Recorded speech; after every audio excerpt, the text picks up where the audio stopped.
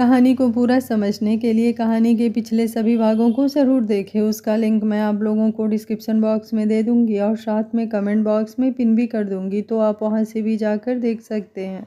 रात के ठीक 2 बजे का समय था। पूरे खुराना मेंशन में गहरी खामोशी फैली हुई थी। पार्टी खत्म हो चुकी थी। बाहर हल्की हवा चल रही थी और अंदर हर कमरा जैसे रात की थकान ओढ़े चुप पड़ा था। लेकिन एक कमरे में अभी भी नींद नहीं थी।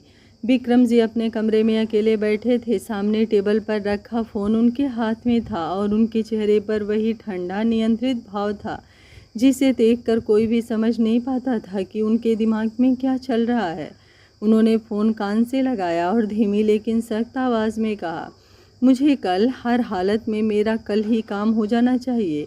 कोई बहाना नहीं चाहिए मुझे। दूसरी तरफ से तुरंत आवाज़ आई, आप चिंता मत कीजिए सर, आपका काम हो जाएगा, सब तैयार है। विक्रम जी कुछ सेकंड चुप रहे, फिर बहुत धीमी आवाज़ में बोले, अच्छा है, अब कोई गलती नहीं होनी चाहिए। उन्होंने फ़ोन काट दिया।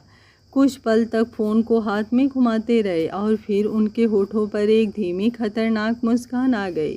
उन्होंने कुर्सी पर पीछे सर टिकाते हुए धीरे से कहा, अब पता चलेगा तुम्हें अवनी शर्मा और शेखर शर्मा खुराना फैमिली से टकराने का नतीजा क्या होता है। उनकी आंखों में अजीब सी ठंडक थी। इधर पूरी रात के बाद भी स्टडी रूम की हालत अलग थी। आर्यवीर रात कब वहाँ आया, कब कुर्सी पर बैठा, कब टेबल पर सिर टिकाकर बैठा रह गया और कब उसी हालत में उसे नींद आ गई, उसे खुद भी पता नहीं चला। कमरे में इधर उधर किताबें बिखरी थी, कुछ फाइलें नीचे गिरी हुई थी, एक तरफ टूटा हुआ ग्लास पड़ा था, कुर्सी आधी पीछे खिसकी हुई थी। टेबल पर उसकी मुट्ठी के निशान थे और उसके दाएं हाथ के पास सूखा हुआ खून दिख रहा था। रात में गुस्से और बेचैनी में उसने शायद किसी कांच पर हाथ मार दिया था और उसे एहसास भी नहीं हुआ। सुबह के 8 बज चुके थे लेकिन उसकी नींद नहीं खुली थी। चेहरा थका हुआ था, आंखों के नीचे हल्की सूजन थी और रात की बेचैनी अब भी चेहरे पर साफ दिखाई दे रही थी। नीचे डाइनिंग एरिया में नाश्ते की तैयारी चल रही थी। नैना जी टेबल लगवा रही थी। तभी विक्रम जी कमरे से बाहर आए, हमेशा की तरह बिल्कुल तैयार, लेकिन चेहरे पर अजीब सी शांति थी।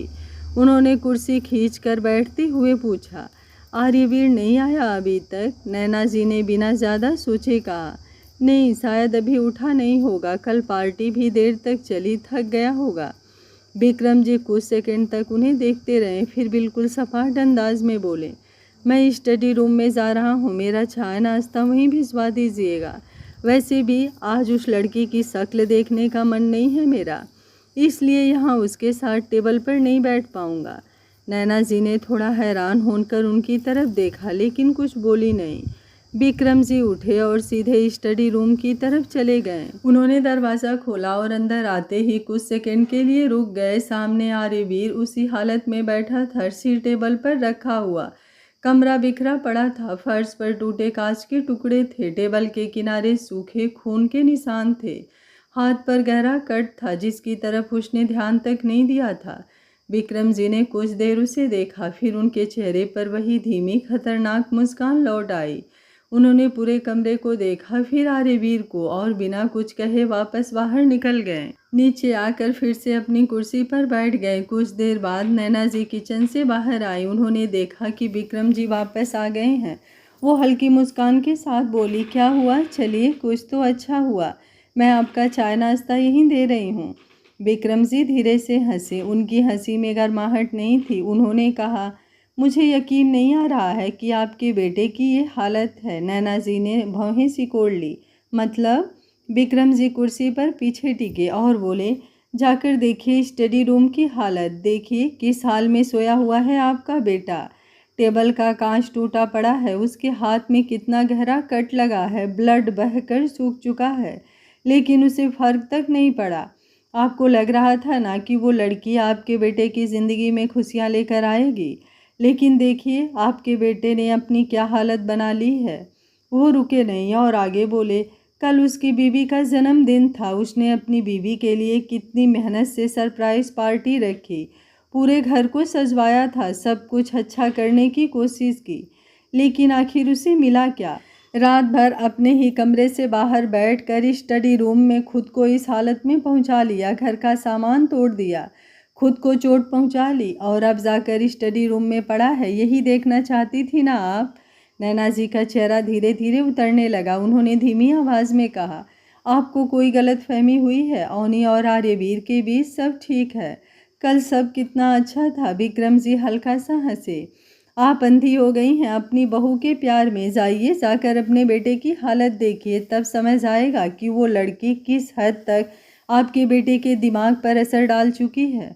और हाँ, वो थोड़ा झुके और बोले, मैंने स्टडी रूम में एक बियर का कैन भी देखा है। आपका बेटा जो शराब को कभी कभी हाथ लगाता था, नशा नहीं करता था, आज उस हालत में पहुंच गया है कि अकेले बैठकर पी रहा है। नैना जी की आंखें चौड़ी हो गई। कुछ पल तक वो वहीं खड़ी देखती रहीं, फिर धीरे धीरे उन्होंने स्टडी रूम की तरफ कदम बढ़ाने शुरू किए। उनके चेहरे पर चिंता साफ दिख रही थी। उनके मन में बस एक ही बात घूम रही थी, नहीं, मेरा बेटा ऐसा नहीं कर सकता। जरूर कोई बात है। वो तेज कदमों से आगे बढ़ी, लेकिन तभी सामने से आर्यवीर आता हुआ दिखाई दिया। उसके बाल बिखरे हुए थे, आंखें लाल थी, चेहरे पर रात भर की थकान साफ दिख रही थी। दाएं हाथ पर सूखा हुआ खून अब भी जमा था और वो बिना किसी भाव के धीरे धीरे उसकी तरफ चला आ रहा था। नैना जी वहीं रुक गई और उनकी आंखें बस अपने बेटे पर टिक कर रह गई। नैना जी वहीं खड़ी रह गई, उनकी नज़र बस अपने बेटे पर टिकी थी। सामने से आर्यवीर धीरे धीरे उनकी तरफ बढ़ रहा था। उसके कदम सामान्य थे, लेकिन चेहरा नहीं। आंखों में नींद की कमी साफ दिखाई दे रही थी। नीचे हल्की सूजन थी और दाएं हाथ पर सूख चुका खून अब भी जिद की तरह जमा हुआ था। बाल बिखरे हुए थे और चेहरे पर वही ठंडा भाव था जो अक्सर उसके अंदर बहुत कुछ दब जाने के बाद दिखाई देता था। उसने एक पल के लिए विक्रम जी की तरफ देखा, इस एक नज़र में बिना कोई भाव दिखाए। फिर नज़र नैना जी की तरफ गई और होठों पर हल्की सी सामान्य मुस्कान लाने की कोशिश करते हुए बोला, गुड मॉर्निंग मॉम, मैं अभी फ्रेश होकर आता हूँ और सॉरी आज थोड़ा लेट हो गया। उसकी आवाज़ बिल्कुल सामान्य थी, जैसे कुछ हुआ ही ना हो, जैसे रात किसी और की ज़िंदगी में गुजरी हो। वो मुड़ा और आगे बढ़ने ही वाला था कि तभी पीछे से कुर्सी खिसकने की आवाज़ आई। विक्रम जी धीरे धीरे उठे। उनके चेहरे पर वही शांत लेकिन चुभती हुई मुस्कान थी। उन्होंने दोनों हाथ पीछे बांधे और बोले, अरे बेटा, अब उठ ही गए हो तो ये भी बताते जाओ कि लेट क्यों हुआ। आर्यवीर रुका लेकिन पलटा नहीं। विक्रम जी एक कदम आगे बढ़े और बोले, तुम्हारे स्टडी रूम में बियर की बोतल मिली। बता दो अपनी माँ को कि अपनी बीवी की रिजेक्शन के गम में अब तुम शराबी बने घूम रहे हो। पूरे कमरे में कुछ सेकंड की खामोशी फैल गई। नैना जी ने तुरंत विक्रम जी की तरफ देखा। वो कुछ बोल पाती उससे पहले ही विक्रम जी फिर बोले, और ये भी बता दो कि तुम उसके लिए कुछ भी कर दो, वो तुम्हारी कद्र कभी नहीं करेगी। क्योंकि याद रखना आर्यवीर, ऐसी लड़कियों का कोई ईमान नहीं होता, उन्हें सिर्फ पैसा चाहिए होता है। आज तुम्हारे पास है, कल किसी और के पास होगा तो वो उसके। उनकी बात पूरी भी नहीं हुई थी कि तभी अचानक आर्यवीर की तेज आवाज़ आई, बस डैड। उसके कदम वहीं थम गए। कुछ सेकंड तक उसने कुछ नहीं कहा, फिर बहुत धीरे से पलटा। उसकी आंखों में गुस्सा नहीं था, लेकिन अजीब सी एक ठंडक थी। वो धीरे धीरे वापस उनकी तरफ आया और बिल्कुल सामने खड़े होकर बोला, विक्रमादित्य खुराना, अपनी ज़ुबान को लगाम दीजिए। उसकी आवाज़ ऊंची नहीं थी, लेकिन इतनी सख्त थी कि नैना जी तक चुप हो गईं। आर्यवीर ने उनकी आंखों में देखते हुए कहा, ऐसा ना हो कि आप कुछ ऐसा बोल जाएं जो मैं बर्दाश्त भी ना कर सकूं और एक बाप बेटे का रिश्ता कलंकित हो जाए। विक्रम जी उसे देखते रहे। आर्यवीर आगे बोला, मैं अपनी बीवी के बारे में एक शब्द भी बर्दाश्त नहीं कर सकता। नैना जी की आंखें हल्की बड़ी हो गई। वो पहली बार आर्यवीर को इतना ज़्यादा गुस्से में देख रही थी। उसने हल्का सा सिर झुकाया और फिर सीधा उनकी तरफ देखते हुए बोला, और हर इंसान पैसों का भूखा नहीं होता जो अपनी फैमिली छोड़कर सिर्फ पैसों को चुन ले। ये सुनते हुए विक्रम जी की आंखों में हल्की सख्ती उतर आई, लेकिन आर्यवीर रुका नहीं। उसने कहा, मेरी बीवी मेरा तिरस्कार करेगी, मुझे अपनाएगी, मुझे रिजेक्ट करेगी, मुझे समझेगी या नहीं समझेगी, ये सब मैं हैंडल करने के लिए काफ़ी हूँ। आपको इस मामले में सोचने की ज़रूरत नहीं है। उसकी आवाज़ अब पहले से भारी हो चुकी थी। जब आपको सोचना था तब आपने अपने बच्चों के बारे में भी नहीं सोचा, तो आज अपने दिमाग को इतनी तकलीफ़ देने की ज़रूरत नहीं है। नैना जी ने धीरे से कहा, आर्य। लेकिन वो नहीं रुका। उसने पहली बार ये बात बहुत शांत तरीके से कहा, जो शायद सालों से उसके अंदर जमा था। आपको हर चीज़ कंट्रोल करनी है, हर रिश्ता तय करना है, हर फैसला आपका होना चाहिए। लेकिन मेरी शादी, मेरी ज़िंदगी, मेरी पत्नी, ये मेरा मामला है। अगर मुझे चोट लगेगी तो मैं संभाल लूँगा, अगर मैं टूटूंगा तो खुद उठ जाऊंगा, लेकिन किसी को हक नहीं है कि वो मेरी पत्नी के बारे में ऐसे शब्द इस्तेमाल करे। पूरे कमरे में ऐसी खामोशी छा गई जैसे किसी ने समय रोक दिया हो। विक्रम जी उसे देखते रहे। उनके चेहरे से मुस्कान लगभग गायब हो चुकी थी। आर्यवीर मुड़ने लगा, लेकिन फिर अचानक रुका और बिना पीछे देखे ही बोला, और हाँ, बार बार मेरी बीवी के लिए अपमानजनक शब्द कहना बंद कर दीजिए। हर बार मैं बर्दाश्त करता रहूँगा, इतनी बर्दाश्त की सीमा नहीं है मेरी।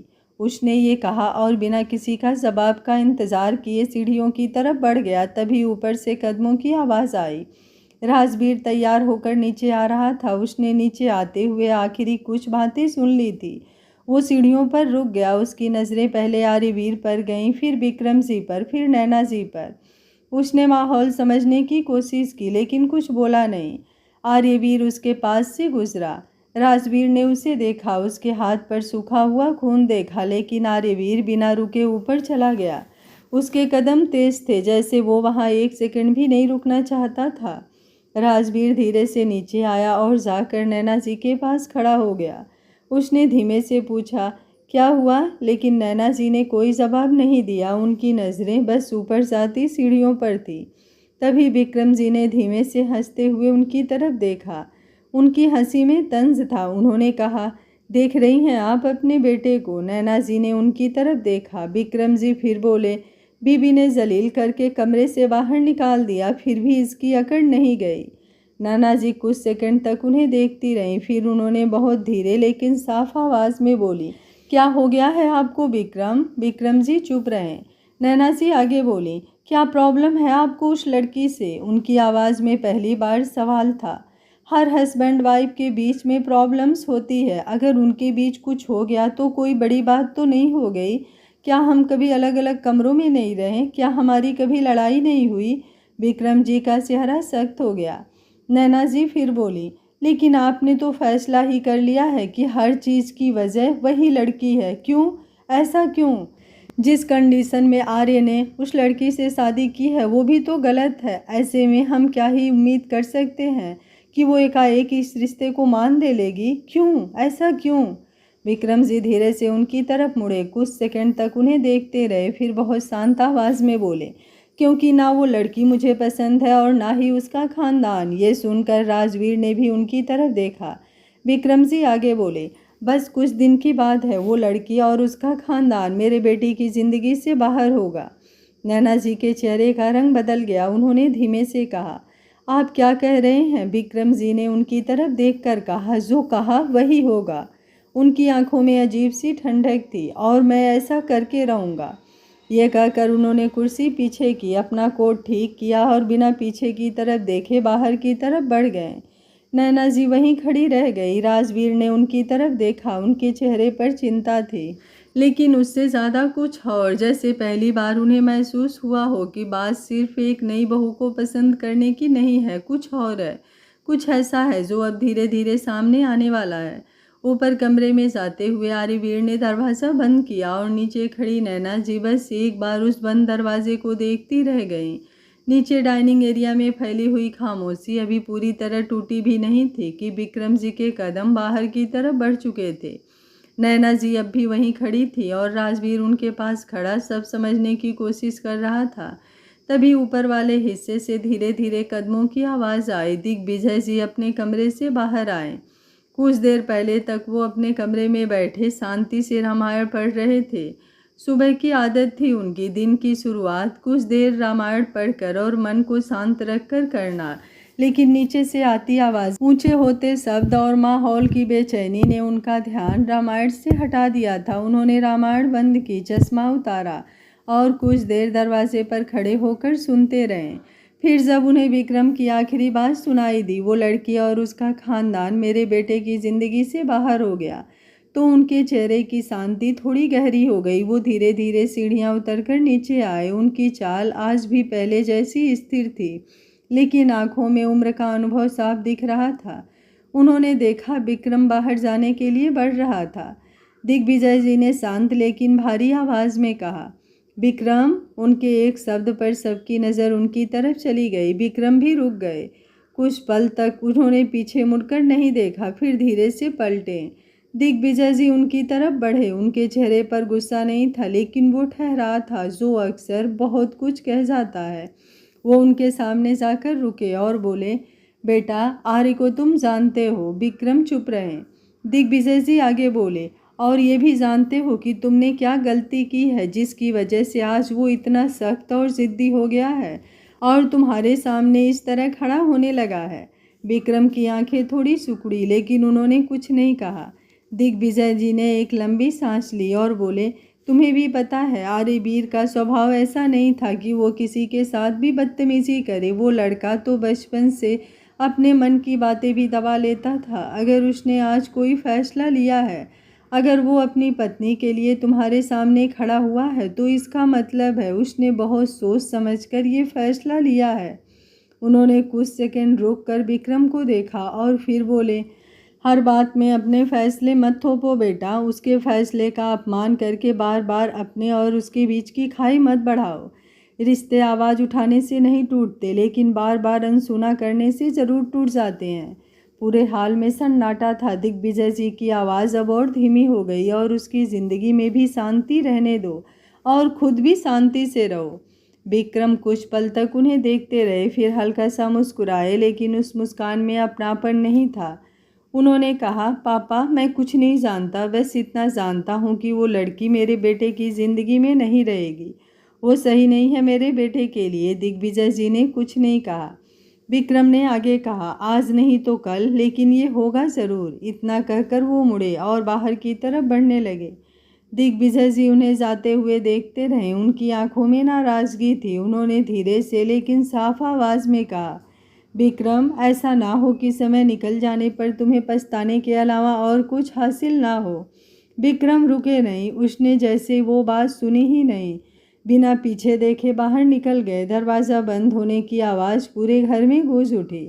कुछ पल तक कोई भी नहीं बोला। दिग्विजय जी वहीं खड़े रहे, फिर धीरे से जाकर डाइनिंग टेबल की कुर्सी पर बैठ गए। राजवीर तुरंत उनके पास आया और उनके बगल में बैठते हुए बोला, दादाजी, आप चिंता मत कीजिए, सब ठीक हो जाएगा। आप टेंशन मत लिया करिए, आपका बीपी हाई हो जाएगा। दिग्विजय जी हल्का सा मुस्कुराए, लेकिन वो मुस्कान आंखों तक नहीं पहुंची। उन्होंने राजवीर के कंधे पर हाथ रखा और कहा, बेटा, मुझे घर टूटने का डर नहीं है। घर दीवारों से नहीं टूटते, लोग टूटते हैं, और जब लोग टूटते हैं तो घर अपने आप खाली हो जाते हैं। जब घर में ऐसी कलह होगी तो इंसान चैन से कैसे रह सकता है। फिर उनकी नज़र नैना जी की तरफ गई, जो अब भी चुपचाप खड़ी थी। दिग्विजय जी ने उन्हें देखा और धीरे से बोले, नैना बहू, समझाओ तुम विक्रम को। नैना जी ने उनकी तरफ देखा। दिग्विजय जी की आवाज़ में अब दर्द साफ था। वो क्यों अपनी ज़िंदगी अपने ही हाथों से बर्बाद करने पर तुला हुआ है। वो कुछ सेकंड के लिए फिर बोले, अपने बेटे की ज़िंदगी का विलन क्यों बनना चाहता है वो। ये सुनकर नैना जी की आंखें हल्की भर आई। दिग्विजय जी आगे बोले, बच्चों की ज़िंदगी में हर फैसला हम नहीं ले सकते। कुछ रिश्ते हमें बस स्वीकार करने पड़ते हैं। लेकिन विक्रम, वो हर चीज़ को जीत हार समझने लगा है। उसे ये समझ नहीं आ रहा है कि अगर बेटा जीत भी गया और रिश्ता हार गया तो आखिर में हार उसी की होगी। पूरे घर में फिर से खामोशी फैल गई, लेकिन इस बार वो खामोशी पहले जैसी नहीं थी। इस बार उसमें आने वाले तूफान की आहट थी। ऊपर अपने कमरे तक पहुंचते पहुंचते आर्यवीर के कदम पहले से धीमे हो चुके थे। उसने दरवाज़ा खोला और अंदर आया। कमरे में हल्की हवा चल रही थी। बालकनी का दरवाज़ा आधा खुला था और बाहर झूले पर अवनी बैठी बैठी ही सो गई थी। उसके बाल थोड़े चेहरे पर आ गए थे और रात की थकान अब भी उसके चेहरे पर साफ दिख रही थी। आर्यवीर कुछ सेकंड वहीं खड़ा उसे देखता रहा। उसके दिमाग में रात की बातें फिर घूम गई। उसका गुस्सा, अवनी का उसे धक्का देना, उसकी अपनी आवाज़, अपने शब्द, और फिर उसने नज़रें हटा ली। बिना कुछ कहे वो अलमारी की तरफ गया, कपड़े निकाले और सीधे वॉशरूम में चला गया।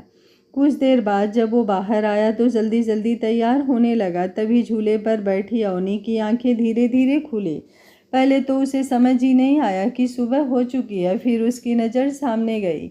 आर्यवीर तैयार हो रहा था। उसने एक पल के लिए उसकी तरफ देखा, लेकिन अगले ही पल नजरें हटा ली। आर्यवीर ने भी उसे देखा, लेकिन कुछ नहीं बोला। उसने चुपचाप तौलिया हटाकर अपने कपड़े पहने, घड़ी उठाई और फिर बिना कोई बात किए कमरे से बाहर निकल गया। दरवाज़ा बंद होने की आवाज़ के बाद अवनी कुछ सेकंड तक वहीं बैठी रही। फिर धीरे से उठी और कमरे के अंदर आई।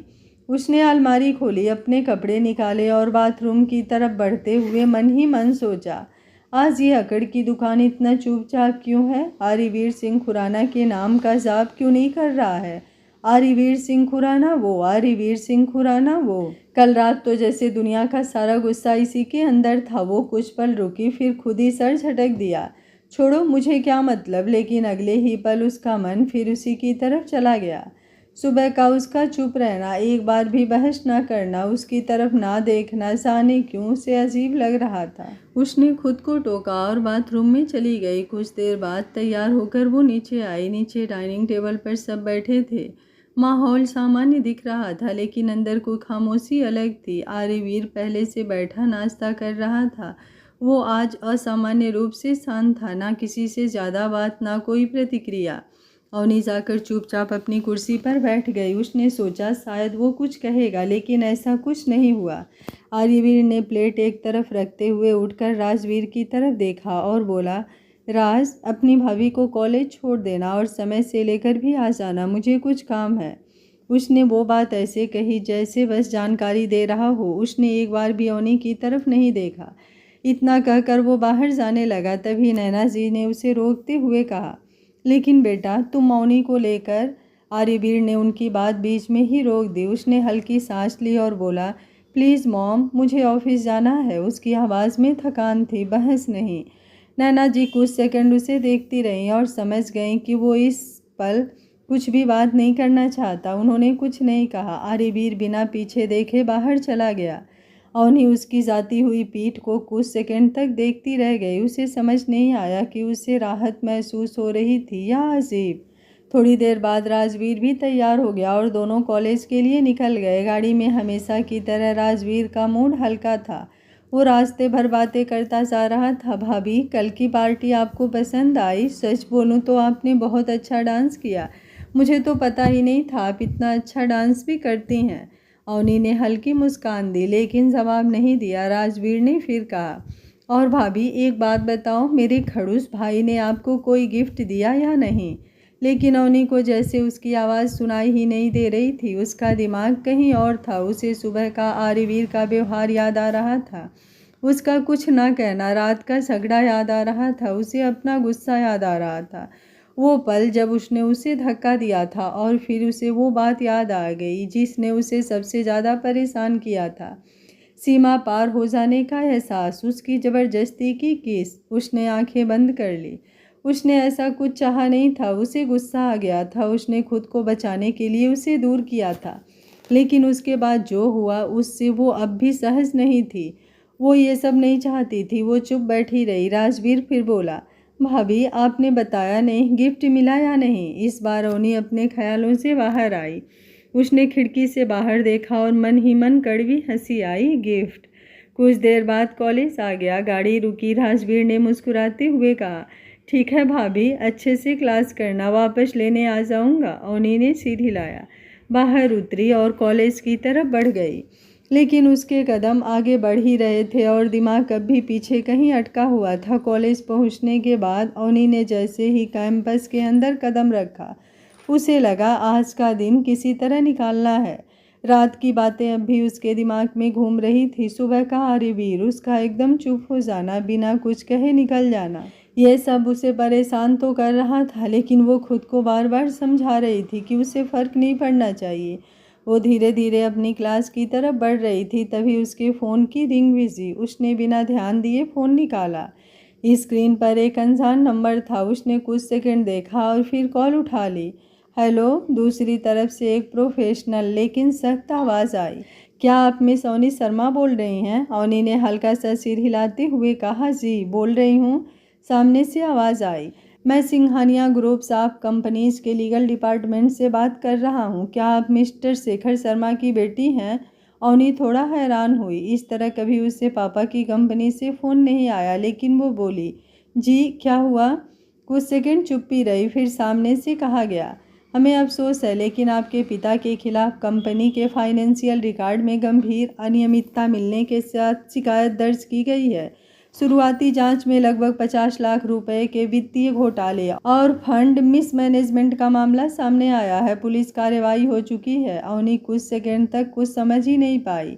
उसने धीरे से पूछा, क्या? सामने से फिर वही आवाज़ आई, आपके पिता को पूछताछ के लिए हिरासत में लिया गया है। आगे की जानकारी आपको संबंधित पुलिस स्टेशन से मिल जाएगी। और कॉल कट गया। बस एक छोटी सी बीप और उसके बाद जैसे पूरी दुनिया की आवाज़ बंद हो गई। अवनी वहीं खड़ी रह गई। उसके हाथ से फ़ोन लगभग छूट गया। उसे लगा शायद उसने गलत सुना। उसके कानों में वही शब्द गूंज रहे थे, पिता घोटाला, 50 लाख, पुलिस हिरासत। उसकी सांसें तेज होने लगी। उसने तुरंत अपने पापा को कॉल किया। फ़ोन बंद, फिर दोबारा बंद। उसने माँ को कॉल किया। उधर से कांपती हुई आवाज़ आई, अवनी। और बस इतना सुनते ही उसका दिल बैठ गया। उसने घबराकर पूछा, मम्मी क्या हुआ? पापा कहाँ हैं? ये लोग क्या बोल रहे थे? दूसरी तरफ से रोने की आवाज़ आई, पुलिस पुलिस उन्हें ले गई बेटा। अवनी जैसे वहीं जम गई। उसने तुरंत पूछा, नहीं ऐसा नहीं हो सकता मम्मा, पापा ऐसा कभी नहीं कर सकते।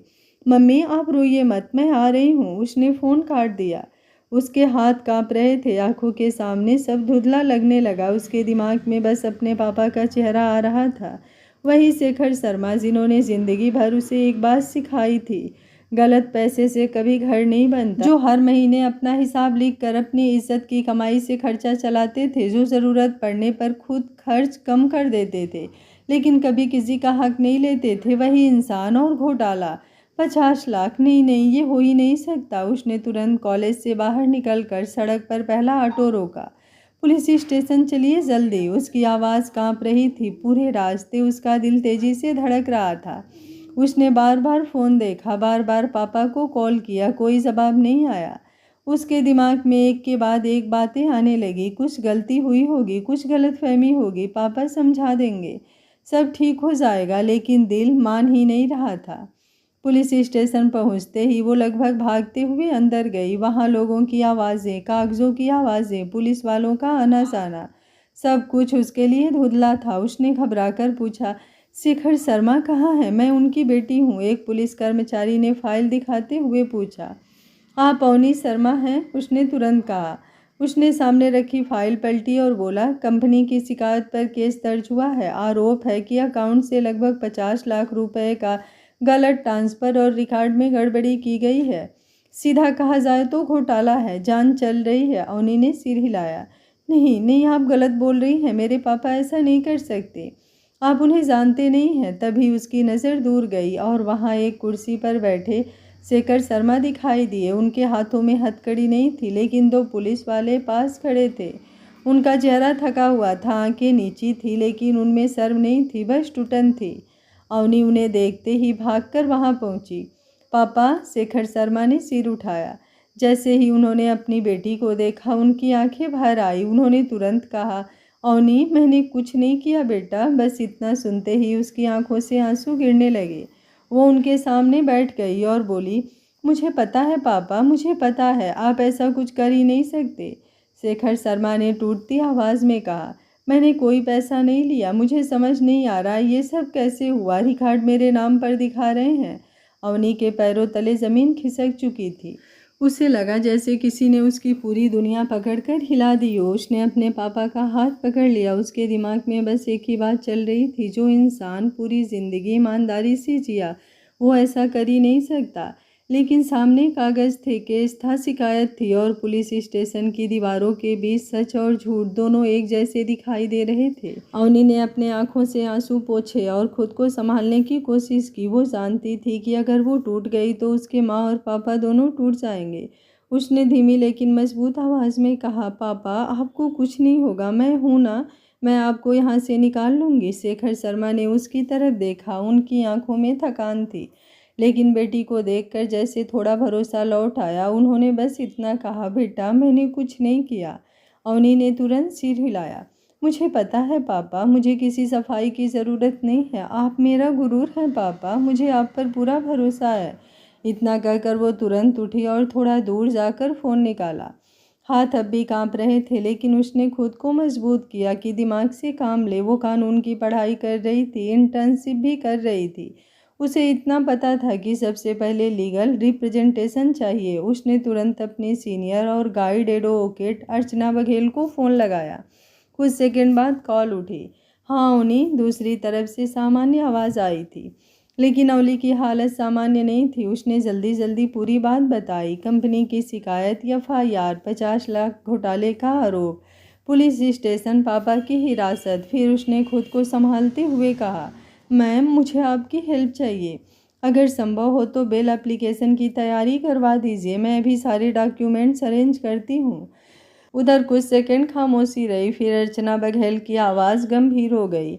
उन्होंने कुछ जरूरी सवाल पूछे। FIR नंबर, शिकायतकर्ता, केस की स्टेज, पुलिस ने औपचारिक गिरफ्तारी दिखाई है या पूछताछ चल रही है। उन्हीं ने जितना समझ आया सब बताया। कुछ देर सुनने के बाद अर्चना सी बोली, अवनी घबराओ मत बेटा, पहले सारे डॉक्यूमेंट्स देखेंगे, लेकिन अगर कंपनी ने फाइनेंशियल रिकॉर्ड, ट्रांजैक्शन डिटेल और मिस एग्रोसिएशन का आरोप लगाया है तो तुरंत बेल मिलना आसान नहीं होगा। अवनी का दिल बैठ गया। उसने धीमी आवाज़ में पूछा, मतलब आज नहीं हो पाएगा? उधर से जवाब आया, मैं कोशिश करूंगी, लेकिन अभी कोई वादा नहीं कर सकती, पहले केस समझना पड़ेगा। कॉल कटने के बाद अवनी कुछ देर वहीं खड़ी रही, लेकिन उसने खुद को संभाल वो वापस अपने पापा के पास गई। लेकिन अब उसके चेहरे पर पहला वाला भरोसा नहीं था। वो मुस्कुराने की कोशिश कर रही थी ताकि पापा ना समझे कि हालत कितनी मुश्किल है, लेकिन अंदर वो पूरी तरह से घबरा चुकी थी। उसे समझ में नहीं आ रहा था कि वो क्या करे, किसे फ़ोन करे, किससे मदद मांगे। तभी अचानक उसके दिमाग में एक नाम आया, आर्यवीर। अगले ही पल उसने उस ख्याल को रोक दिया। फिर 2 सेकंड बाद वही नाम वापस आया। उसने फ़ोन निकाला और कॉल लगा दी। फ़ोन बजता रहा, कोई जवाब नहीं। उसने फिर कॉल किया, फिर लेकिन हर बार वही, कोई जवाब नहीं आया उधर से। उसी समय आर्यवीर अपने ऑफिस पहुंच चुका था। ऑफिस में आते ही उसने बिना किसी से बात किए सीधे अपने केबिन में जाकर दरवाज़ा बंद कर लिया।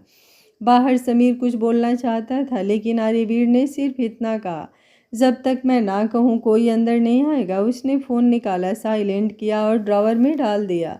फिर कुर्सी पर बैठ गया। कमरे में खामोशी थी। उसने सिर पीछे टिकाया और आंखें बंद कर ली, लेकिन शांति नहीं आई। आंखें बंद करते ही वही रात सामने आ गई। अवनी का गुस्सा, उसका उसे धक्का देना, उसका खुद का गुस्सा, उसका उसके करीब जाना, उसकी अपनी आवाज़, और फिर वो पल जब उसने अवनी को किस किया। उसने आंखें कसकर बंद कर ली। उसके सीने में अजीब सा बोझ उठ रहा था। उसने धीरे से अपने माथे पर अपना हाथ रख लिया। वो जिंदगी में कभी किसी लड़की के करीब नहीं गया था। उसने हमेशा दूरी रखी थी, लेकिन कल उसने खुद को उस तरह से देखा था जैसा उसने कभी सोचा भी नहीं था। उसने गहरी सांस ली। उसे एहसास हो रहा था कि बात सिर्फ गुस्से की नहीं थी। उसे अवनी के शब्दों ने चोट पहुंचाई थी, लेकिन जो उसने किया अपनी ही बीवी के साथ, उससे वो खुद अपने अंदर सहज नहीं हो रहा था। जबरदस्ती किस, उसे बार बार वही बात परेशान कर रही थी। वो उसे मजबूर नहीं करना चाहता था। फिर वो वहां तक पहुंचा कैसे? उसने आंखें खोली और सामने टेबल को देखता रहा। उसके मन में आया, शायद उसे कुछ दिन के लिए यहाँ से दूर चले जाना चाहिए। शायद अभी दूरी ही सही है। शायद वो जितना उसके आसपास रहेगा उतना दोनों और उलझेंगे। उसने धीरे से सोचा, मुझे कुछ समय के लिए यहाँ से चले जाना चाहिए। उसने कुर्सी से उठकर खिड़की के पास जाकर खड़ा हो गया। शायद हमारे रिश्ते के लिए यही बेहतर होगा। मैं कुछ दिन दूर रहूँगा तो शायद उसकी बेचैनी, उसकी परेशानी, उसका गुस्सा कुछ कम हो जाए। उसने आंखें बंद कर ली। फिर अचानक उसे कुछ याद आया, मिस्टर बनर्जी का प्रोजेक्ट। वो उसे दिल्ली बुला रहे थे। उसने धीरे से कहा, हाँ मुझे कुछ दिन के लिए दिल्ली चले जाना चाहिए, काम पर ध्यान दूंगा। उसने गहरी सांस ली और इंटरकॉम उठाकर कहा, समीर को भेजो। उसे बिल्कुल नहीं पता था कि उसके ड्रावर में रखा फ़ोन लगातार वाइब्रेट हो रहा था। एक ही नाम बार बार स्क्रीन पर चमक रहा था, अवनी। इधर पुलिस स्टेशन में बैठी अवनी अब तक उसे कई बार कॉल कर चुकी थी, कोई जवाब नहीं। उसका दिमाग पहले चिंता से भरा था, फिर धीरे धीरे उसमें गुस्सा आने लगा। अपने फ़ोन को देखा और उसने मन में अचानक एक डरावना ख्याल आया। उसने खुद से कहा, फ़ोन क्यों नहीं उठा रहा? फिर दूसरा ख्याल सुबह भी अजीब था। क्या? उसने तुरंत अपने उस ख्याल को हटाना चाहा, लेकिन वो वापस आ गया। उसकी सांसें भारी हो गई। उसने मन ही मन सोचना शुरू किया, वो हमेशा अपनी बात मनवाने की कोशिश करता रहा। कल रात मैंने उसे धक्का दिया, उसकी बात नहीं मानी, और आज पापा की गिरफ्तारी। उसने तुरंत सिर हिलाया। नहीं नहीं, वो इंसान ऐसा नहीं कर सकता। नहीं, वो कुछ भी कर सकता है, एक मन ने उसके तर्क दिया। दर्द में इंसान कभी कभी सबसे पहले वही शक करता है जहां उसका मन पहले से चोट खाया हो। उसने फ़ोन को कसकर पकड़ लिया। उसकी आंखें भर आई। उसने मन ही मन कहा, अगर अगर ये सब तुम्हारी वजह से हुआ है ना आर्यवीर खुराना, अगर मेरे पापा की इज्जत पर सवाल उठा है तो मैं तुम्हें कभी माफ़ नहीं करूँगी, कभी नहीं। और फिर अगले ही पल उसने खुद को रोका। नहीं, अभी उसे लड़ना नहीं है, अभी उसे अपने पापा को बचाना है। बाकी सवाल बाद में पूछ सकती है वो। लेकिन उसके मन ने ये श्योर कर दिया था कि ये काम आर्यवीर का ही किया धरा है। उधर ऑफिस में आर्यवीर अपने केबिन में बैठा हुआ था। सामने लैपटॉप खुला था, लेकिन उसका ध्यान काम पर बिल्कुल नहीं था। मिस्टर बनर्जी वाले प्रोजेक्ट की कुछ फाइलें टेबल पर फैली थी और वो समीर के साथ उसी पर डिस्कस कर रहा था। लेकिन अभी समीर बाहर चला गया था कुछ काम से। तभी दरवाजे पर हल्की दस्तक हुई। समीर अंदर आया, लेकिन इस बार उसके चेहरे पर सामान्य भाव नहीं थे। उसने थोड़ा रुक कर कहा, सर, आपने जिस आदमी को शेखर जी के घर पर नज़र रखने के लिए कहा था, उसने अभी एक खबर दी है। आर्यवीर ने बिना ऊपर देखे कहा, क्या हुआ? समीर ने धीमी आवाज़ में कहा, शेखर जी के खिलाफ केस हुआ है। सिंघानिया ग्रुप की तरफ से 50 लाख के फाइनेंशियल घोटाले का आरोप। पुलिस उन्हें लेकर गई है। अगले ही पल आर्यवीर की नज़र उठी। वो कुछ सेकंड तक समीर को देखता रहा, जैसे उसने कुछ गलत सुन लिया हो। फिर अचानक कुर्सी से खड़ा हो गया। व्हाट? उसकी आवाज़ तेज थी। समीर तुरंत बोला, सर, मैं भी यही सोच रहा हूँ। शेखर जी को जितना जाना है, वो ऐसे इंसान नहीं लगते। बात समझ नहीं आ रही। आर्यवीर कुछ सेकंड तक चुप खड़ा रहा, फिर उसका चेहरा एकदम बदल गया। उसने तुरंत कहा, शहर के सबसे बड़े और काबिल क्रिमिनल लॉयर से बात करो। 15 मिनट के अंदर मुझे बेल की पूरी स्थिति चाहिए, और साथ में पता करो कि मामला क्या है, किस आधार पर शिकायत हुई है। समीर तुरंत बाहर निकल गया। आर्यवीर ने उसी समय अपना फ़ोन ड्रावर से निकाला। जैसे ही स्क्रीन ऑन हुई, कई सारी मिस्ड कॉल थी, सारी की सारी अवनी की। उसकी उंगलियां एक पल के लिए रुक गईं, लेकिन अगले ही सेकंड उसने कुछ नहीं सोचा। फ़ोन जेब में रखा, कार की चाबी उठाई और सीधे बाहर निकल गया। आज का पार्ट आप लोगों को कैसा लगा? कमेंट बॉक्स में अपनी राय ज़रूर दीजिएगा। कल का पार्ट और भी ज़्यादा बेहतरीन और इंटरेस्टिंग होने वाला है, तो देखना बिल्कुल मत भूलिएगा। आजकल आप लोगों के कमेंट बहुत कम आ रहे हैं। सच बताऊं तो इस गर्मी में बिल्कुल भी वीडियो बनाने का हौसला नहीं आ रहा है। बहुत मेहनत और बहुत ज़्यादा संघर्ष करके वीडियो बना रही हूँ, तो यार आप लोग एक लाइक और कमेंट तो कर ही सकते हो। बाकी आप लोगों की मर्जी। Thank you for watching. मिलते हैं कहानी के अगले भाग में। तब तक स्वस्थ रहिए, मस्त रहिए, अपना ख्याल रखते रहिए।